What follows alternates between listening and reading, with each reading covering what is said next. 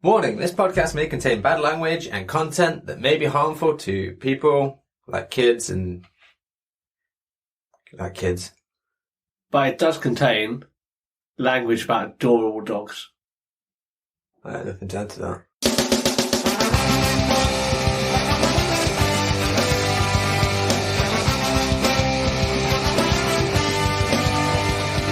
Welcome to the Seesaw Podcast with T and Cleves. Each week, offering up a delayed perspective on life. Welcome to a new episode, which might or might not be 20. Depends who's counting. Not me. Fraction man. We don't need to create the canon that is Fraction Man. Also, I just moved this, so we'll just cut all of that. Just sticking around with the candle on the windowsill. Don't dick around the candle on the windowsill when we're recording. Keep your hands to yourself. No, I'm sorry. You bored me already at this point. To the point that I just went, ooh, candle. Don't do that. Alright, I'm focused. Okay. I'm back in the room. Michael Bolton, we really need you to focus up. Roger that. Alright, how you been anyway? What's been happening with you? So same old as usual, but also other things have been going down in the town. I think at this point of recording, COVID is now lifting a little bit, so we're getting out there, being a bit more free and sexy as young adults. Also had a guide dog's mobility assessment for my new dog. Yeah, that was more what I was alluding to. Yes, I know. But I didn't know if we wanted to go straight into that.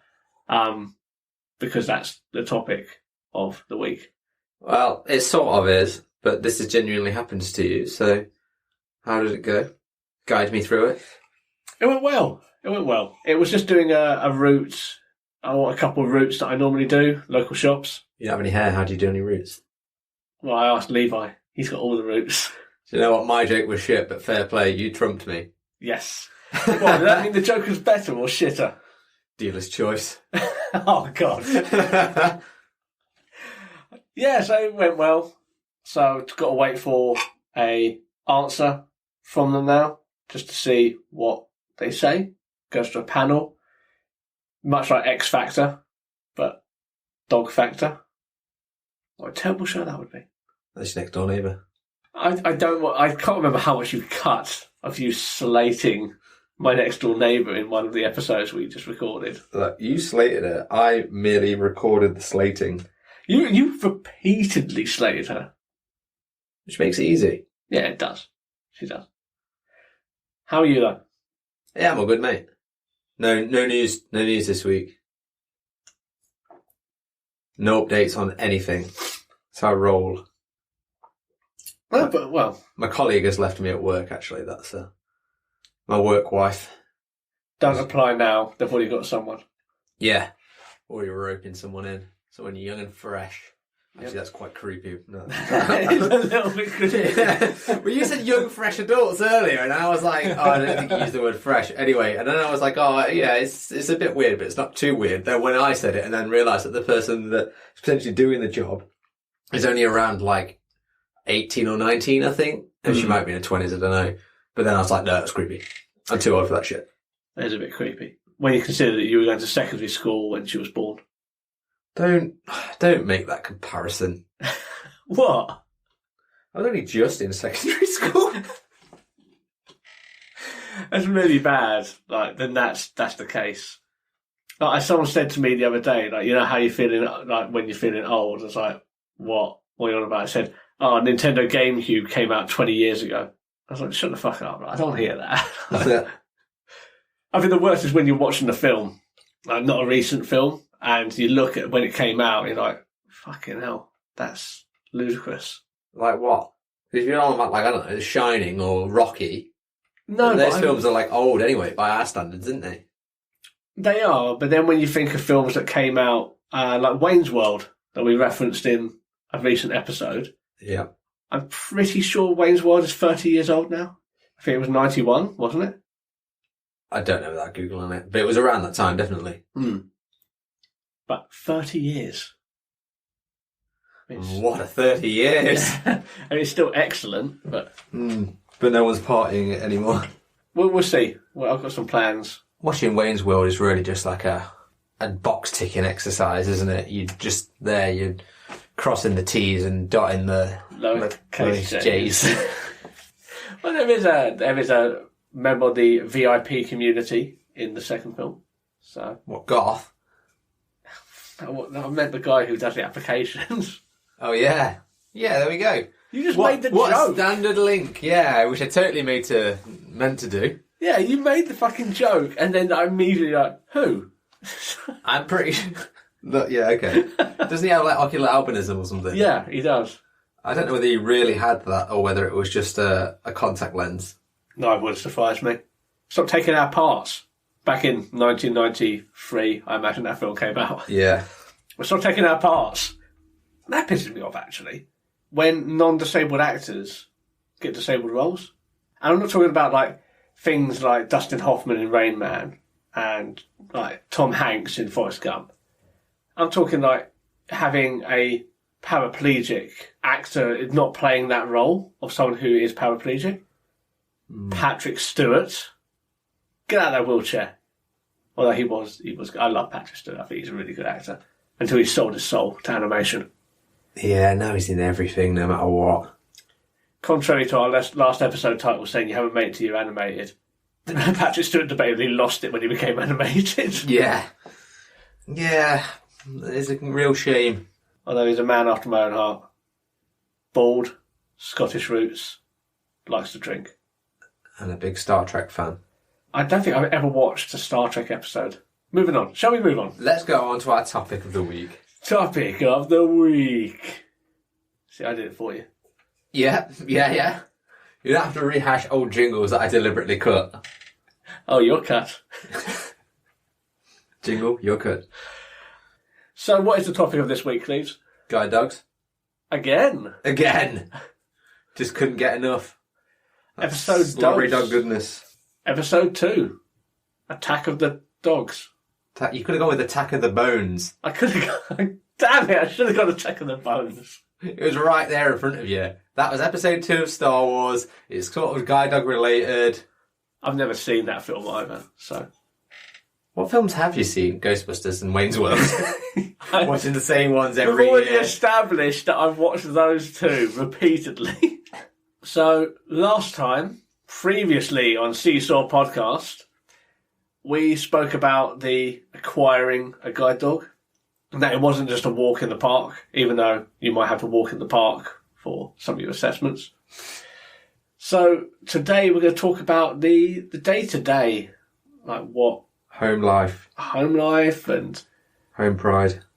They make sauce, don't they? Yeah. Delicious. We're going to talk about day-to-day being a GDO, guide dog owner, which we're known as on the internet. That's something I've just learned. There you go. Educating the nation since 1987. Mansplaining to the nation since 2020. I don't like that word. And necessarily puts binary labels on me. Yeah, sure. Dogs, anyway. Dogs. Working day to day. What a way to make a living. Yes. And living your life. A guide dog will become attached to you. And I don't mean just like emotionally. You mean physically attached to you? Like pretty much, to be honest. Like how often has it been that you've seen me without my dog, at least in the vicinity, since I got him? Earlier today? Right now? Yeah, but he's in the house. He is in the house, yeah. He's just not allowed in when we're recording because all he does is fall asleep and make stupid noises. But they will become just a part of you. So it's sort of like 24/7. At least if you have kids, you can give them to like siblings or your parents or something like that. Would you liken it to a fresh pair of underwear in that first it's constrictive, but after a while it becomes a part of you? It's quite an apt comparison, if I'm being honest. Was it difficult at first not having... I suppose it would be the same with a regular dog, but this one's more... I don't know, did they require any special attention that a regular dog wouldn't need? They need routine, like 100%. I mean, all dogs really need routine, but generally they don't get it. Dogs, Dogs have fantastic body clocks, so getting their routine down is really important, even more so with a guide dog. So they have to be fed twice a day.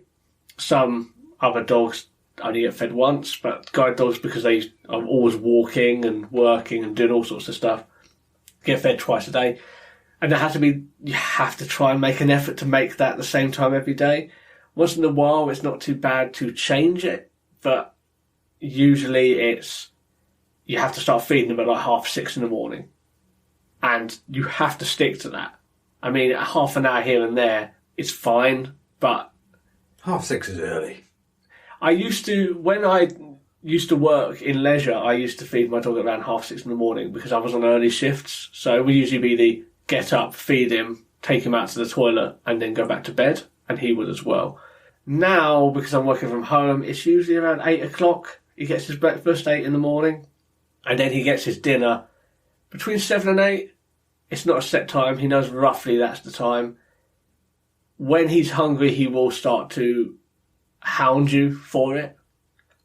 So in the morning, if, God forbid, I snooze one extra time, he will be sat next to the bed.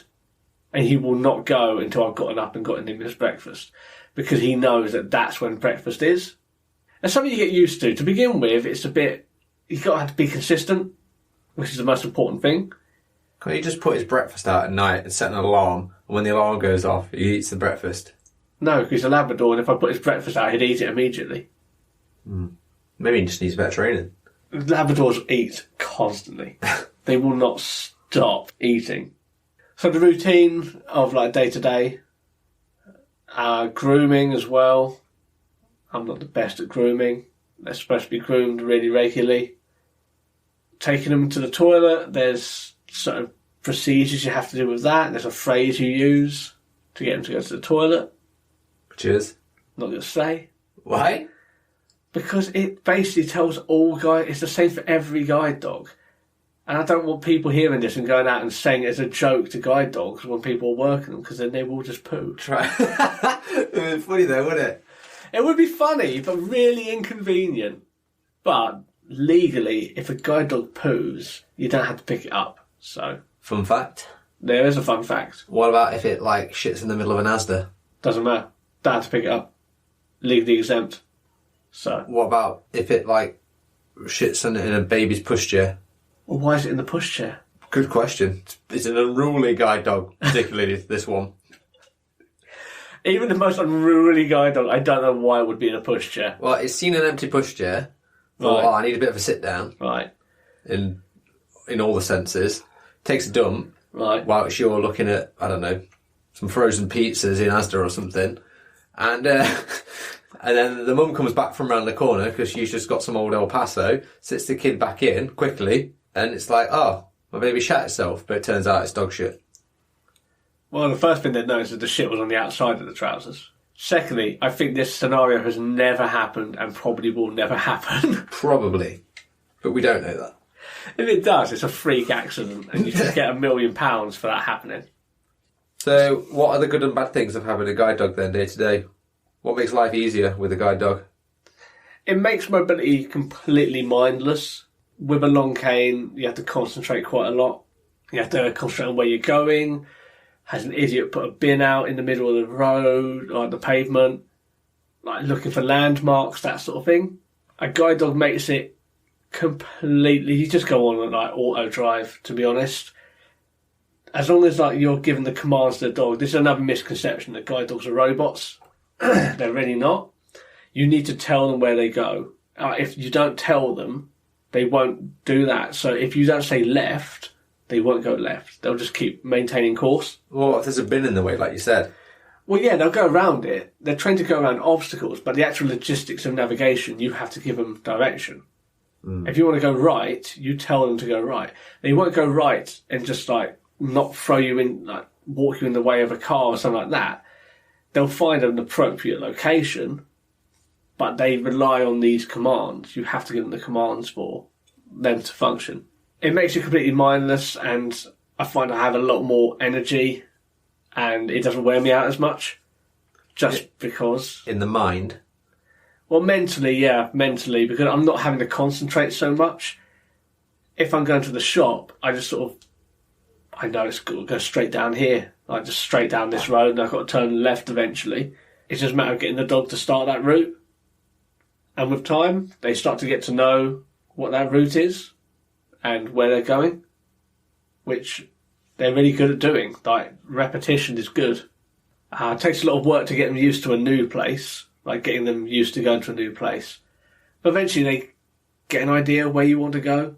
So if there's only one shop out of like 4 or 5 on your left on the street, and you only ever go to one, then they'll always go to that one.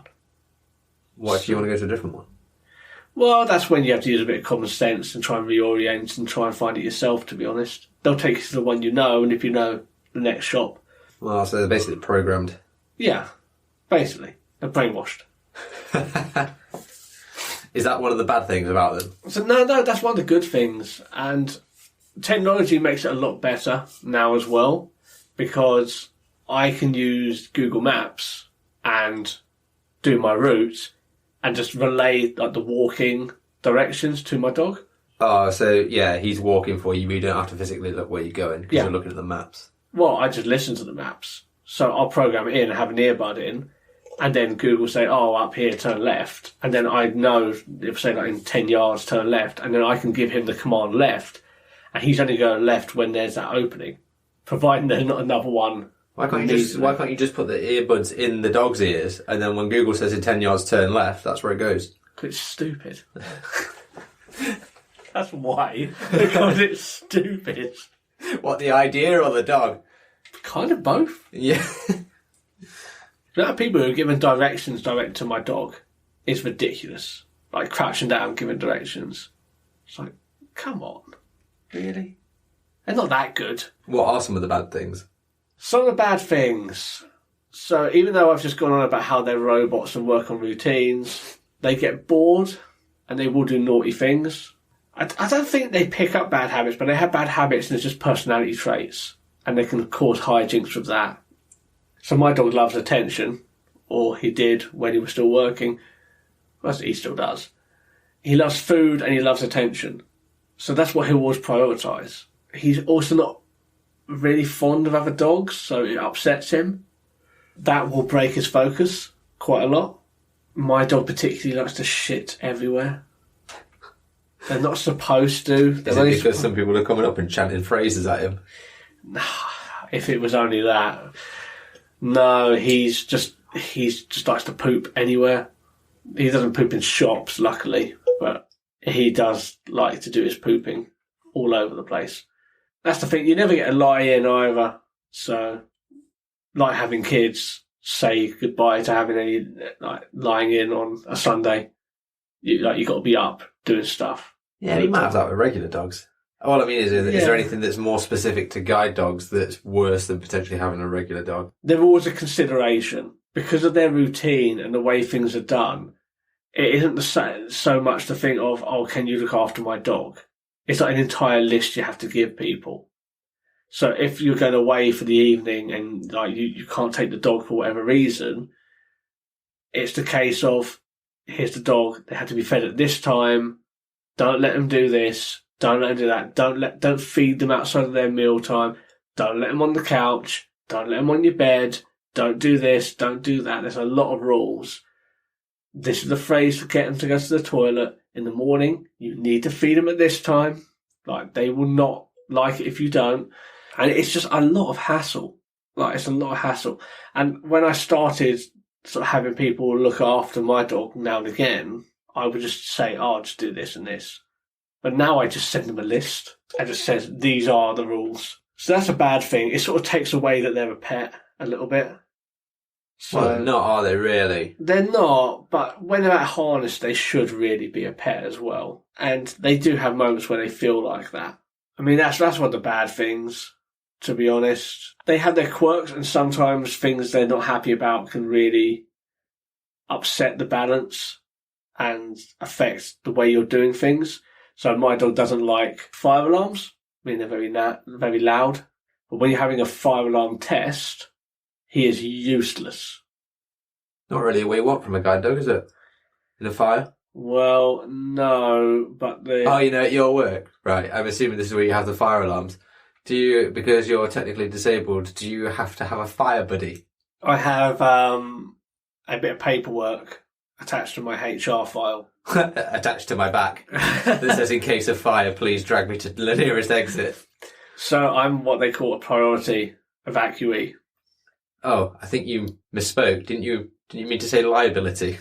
Yes, also spelled liability in all caps. When I started at my work, I had to have a chat with health and safety and go over evacuation protocol, like what I needed, where I had to go, where I could go and wait for assistance if I needed it. So if I can't get down myself, what are safe areas? So we have some areas which are, because of the way the doors are and things like that, they're like resistant to heat and flames for like half an hour.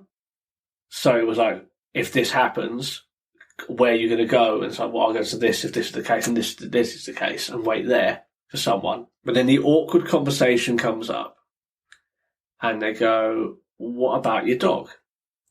Now, even if my dog didn't like fire alarms and was okay with them, which he isn't, he freezes up and just shakes and you can't move him, you're supposed to leave the dog behind.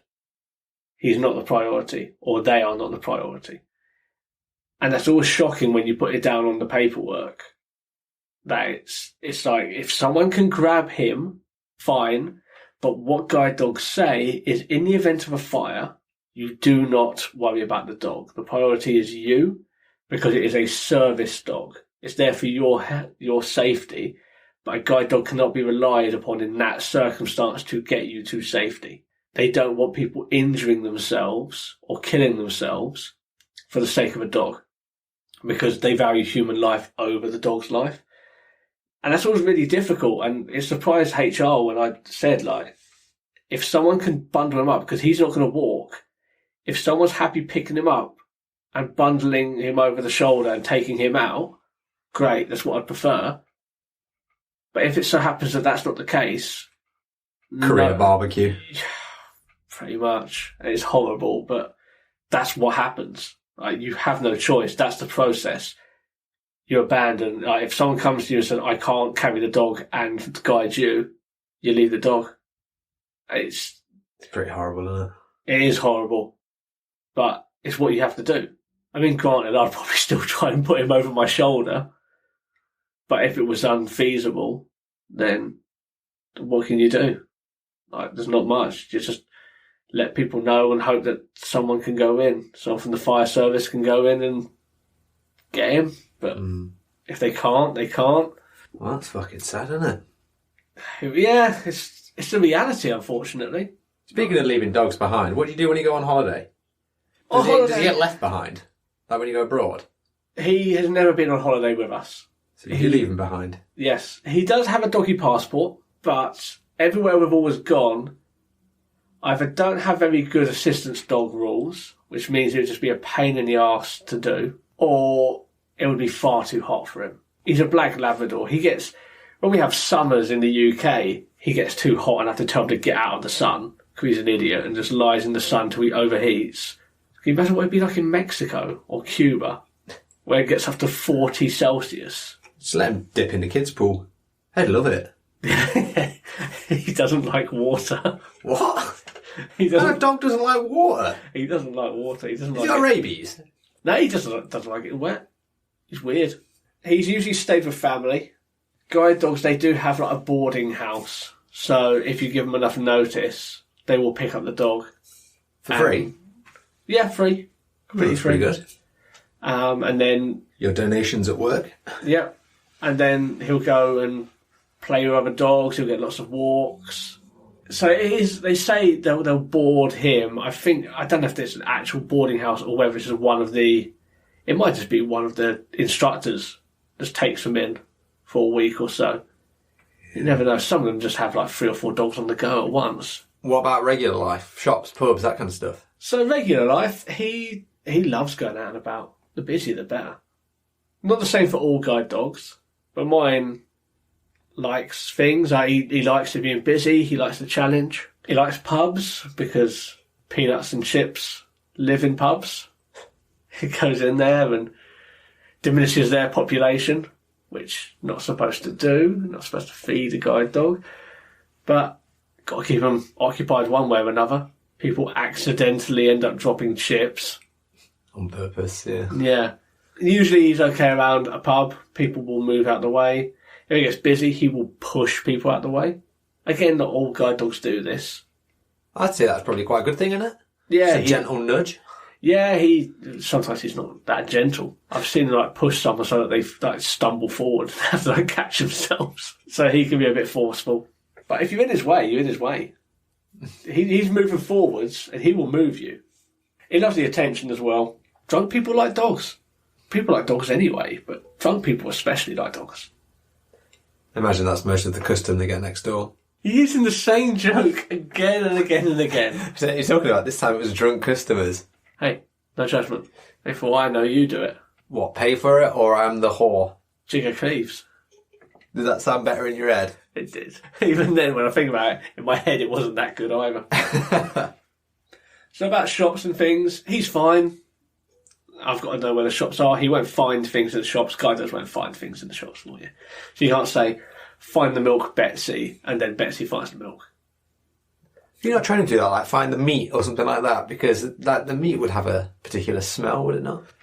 They like the meat. The deli counter or something. And they like the deli counter. My dog exclusively has a fish and potato-based diet. So he loves the fishmonger counter, the fish counter. So next door. Fuck's sake.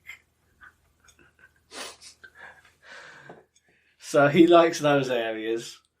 Those areas. Okay. But no, they won't find specific things. That's when you've got to know your way around. Okay.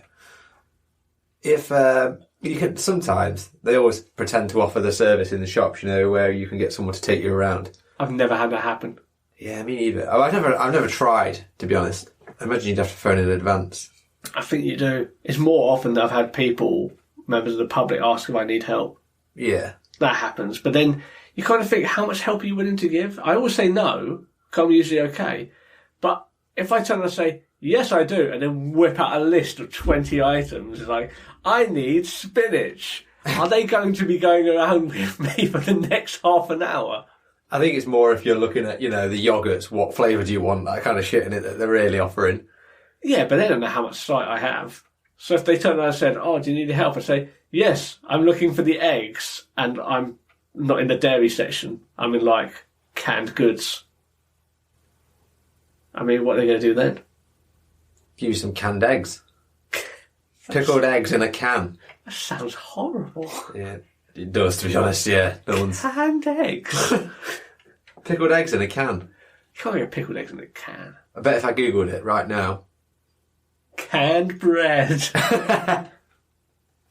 You can get anything in a can. Can you?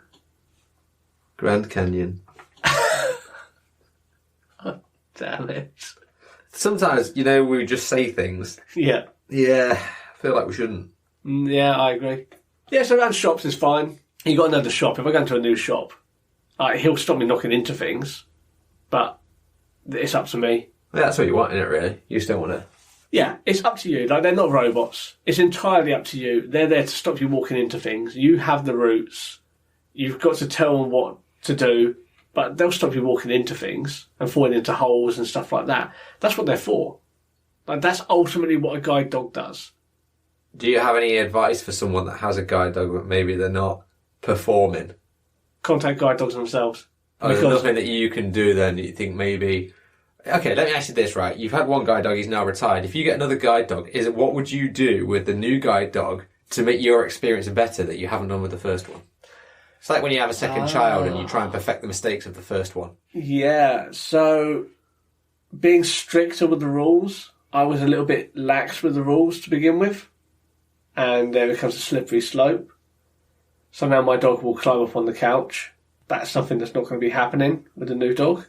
I kept to a lot of the main things that guide dogs told me to do, but there's things that I really should be a bit better with, like grooming. I probably should be better with grooming the next time around. Is that because you went more into pet territory a little bit more? A little rather bit. Than work dog? Yeah, a little bit, because it's sort of, that's just like general animal care, and sort of you blur the line of pet to... Yeah, it must be very difficult that. not to make that distinction sometimes. Yeah, and it is tough, because sometimes you just want to crack on and get things done, and certain things guide dogs say you should do, it's just like there's just no time for it sometimes. Like they say, like 20 minutes a day of dedicated playtime. And I get it, I get why they say that, but I'm a busy man. Like I don't have 20 minutes necessarily every single day, and then sometimes I forget to just sit on the floor and play, like tug with my dog. Like, he'll bring me toys, and then I'll play with him for 5 minutes, but I'm not going to sit down and go, this is designated playtime. I don't want to have another thing in the day which is going to always bring me the toy at that point, because of course they have the routine, because there might be an occasion where I can't do that because I'm working or out and about, and then he's going to feel bad about not having that experience. But I think what will help is, hopefully when I get my new dog, I'll still have my current dog, in which case they can play with each other. Like, playtime is going to be something that they can do together. I didn't think you were going to say that. I thought you were going to go, I'm going to use my current dog as the example. You, new dog, you don't want to end up like that, okay? You can be better than that. Nobody wants to end up like that. Put a dunce hat on him. Yeah, it's a pure example of it. Look at him, he shits everywhere. You don't want to be that dog. Nobody wants to be a Squidward. No, but I think it'd be good for the new dog and the old dog. I think having another dog around really helps with a guide dog. Because my dog, even though he's not a fan of other dogs, because he's been attacked a few times, so he's not a fan of other dogs, he still wants the attention and the social side of other dogs. But you can't trust them. And he always comes across too strong, either too defensive or too playful, because I get a little bit concerned about his safety, and he gets a bit concerned about types of dogs. But I think he still just needs that social environment. So I think a new dog in the house will definitely help him. I don't think he'll crave it from other dogs, because he'll have one knocking around for him to sort of play with, unless he's naughty. Then no playtime. No playtime. Okay, so I think that's roughly the ins and outs of it. I mean, if you do have more questions about guide dogs, email us at Seesaw Podcast. Yeah, email us, contact us for all of that sort of stuff. People with guide dogs, they don't mind answering questions to a degree. We'll go over some do's and don'ts about that in a future episode. But hopefully this is a glimpse, like these 2 parts, about what guide dogs are really like. You only ever see the puppies, like, bouncing around with toilet rolls on the Andrex advert, and you think, oh, adorable, and then they show you pictures of them and go, oh, sponsor the puppy. But hopefully this is a bit more of a dive into the fact that they do become a part of your life, like, ridiculously so, and it's traumatic when they're not there anymore. And when my dog's been away for operations and stuff, absolutely devastated by it. And even when he retired, completely devastated by it. So difficult to transition back to a long cane after a dog. Canes suck compared to a dog. But if you've only ever used a cane, you're not interested in a dog, then you're going to say dogs suck. But I've been using a dog for 9 years. So going back to a long cane, it's a bit shit. Cool. So shall we call it there? Let's call it. Yeah, good. So there's a boiler, and that's good timing. Boiling out. Yeah. Fred's here, rolling along. He just keeps rolling. He just keeps rolling at inconvenient times. Get a job, Fred. I don't know what he does these days. Probably sells bucket hats. I've never bought a bucket hat. I love a good bucket hat. Do you? Well, back in the day, not anymore. I can imagine you in a bucket hat. Yeah. You look like a tool in my head. All right. There was no need for that, was there? I mean, I'm not saying you're wrong. I'm just saying there was no need to say it out loud. And on that, Catch you next week. Catch you next week. Bye. Thanks for listening to the Seesaw Podcast. You can find us on Facebook at Seesaw Podcast, Twitter, Seesaw Pod. You can email us at seesawpodcast@gmail.com. You can also find us on TikTok and Instagram at Seesaw Podcast or Seesaw Pod, depending on which one we will. But get us on the other places.